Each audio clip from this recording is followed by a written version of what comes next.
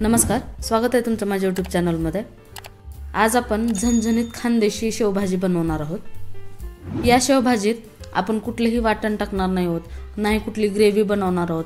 अगदी सिंपल आणि पटकन बनवून तयार होईल आणि चव ही अगदी रेस्टॉरंट सारखी येईल अशी शेवभाजी आज आपण बनवणार आहोत। त्यासाठी एका कढईमध्ये 2 चमचे तेल घेतले आहे।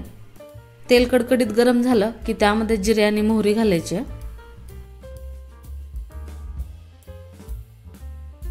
जिरे आणि मोहरी छान तडतडून झाली की त्यामध्ये कांदा घालायचा। इथे मी 2 मीडियम साइजचे कांदे कट करून घेतले। आता हा कांदा छान परतून घ्यायचा आहे।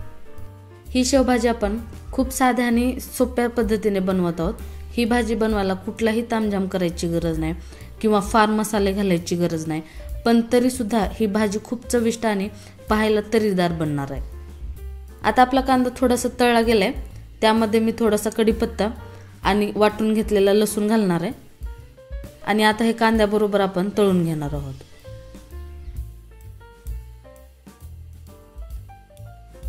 लसूण आणि कढीपत्ता थोडासा कांद्याबरोबर तळला गेलाय। आता यामध्ये आपण बाकीचे साहित्य टाकूया। इथे मी 2 हिरव्या मिरच्या उभ्या कट करून घेतल्यात। त्याचबरोबर 1 इंच अद्रक बारीक खिसून घेतलाय आणि आता हे सुद्धा कांद्याबरोबर तळून घ्यायचं आहे। हा कांदा आपल्याला जास्त लालसर करायचा नाहीये, अगदी हलका गोल्डन ब्राउन झाला तरी सुद्धा चालेल।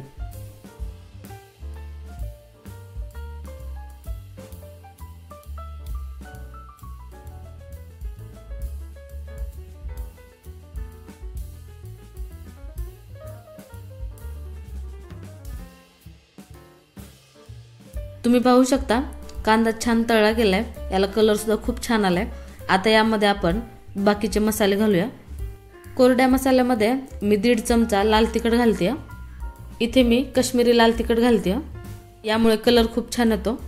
त्याचबरोबर 1 चमचा धने पावडर, अर्धा चमचा जिरे पावडर, 1 चमचा गरम मसाला आणि सगळ्यात शेवटी पाव चमचा हळद। आता हे सर्व मसाले तेलात 1 मिनिट परतून घ्यायचे। हे मसाले करपू नयेत म्हणून मी यामध्ये थोडंसं पाणी घालते। अगदी 3-4 चमचे पाणी घालायचे, जास्त घालायचं नाहीये। आता हे आपण 1 मिनिट परतून घेणार आहोत, म्हणजे सर्व मसाल्याचा वास यामध्ये उतरला जाईल। आता लगेचच यामध्ये मी टोमॅटो घालते। इथे मी 1 मीडियम साइजचा टोमॅटो कट करून घेतलाय, तो इथे घालते। आता हा टोमॅटो छान मऊ होईपर्यंत आपण शिजवून घेऊया। तुम्ही पाहू शकता मसाल्याला खूप छान कलर आला आहे। असंच हा मसाला आपण 3 ते 4 मिनिट परतून घेणार आहोत, किंवा जोपर्यंत याला तेल सुटत नाही तोपर्यंत हे शिजवून घ्यायचे आहे। आता यामध्ये मी चवीपुरतं मीठ घालते, यामुळे मसाल्याला लवकर तेल सुटायला मदत होते।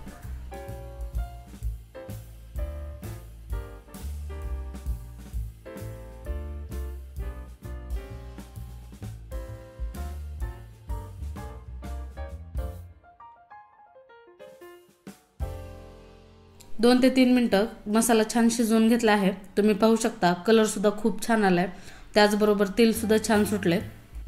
आता या स्टेजला आपल्याला यामध्ये लगेचच पाणी घालायचं आहे।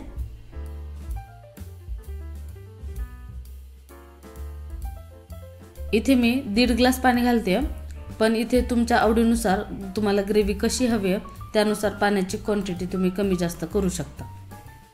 आता याला एकदा थोडंसं हलवून घ्यायचं, म्हणजे आपले टाकलेले मसाले पाण्यामध्ये छान मिक्स होतील। पाणी थोडंसं कमी वाटतंय, त्यामुळे पाण्याची क्वांटिटी मी थोडंसं वाढवते। अगदी अर्धी वाटी मी पाणी इथे घातलंय। आता याची आपण एक उकळी काढून घेणार आहोत।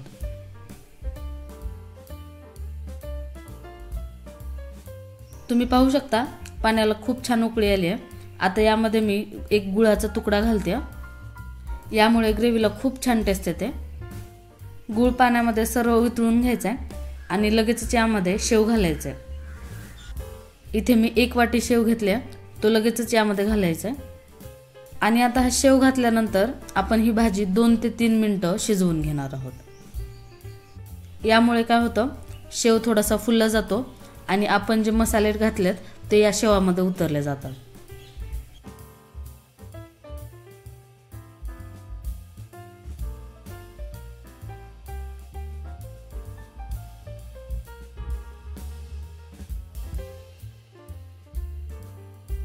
चला तर मग 3 ते 4 मिनटं भाजी उकळून घेतली आहे।